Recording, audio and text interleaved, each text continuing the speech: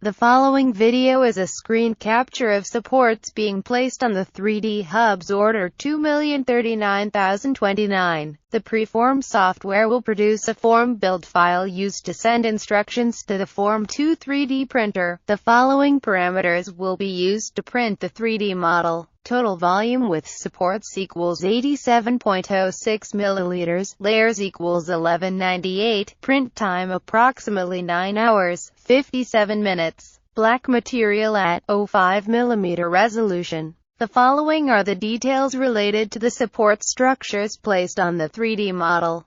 Support density at 0.50, point size at 0.40 mm, internal supports checked. Slope multiplier at 1.0, base thickness at 1.0 mm, height above base at 3.5 mm.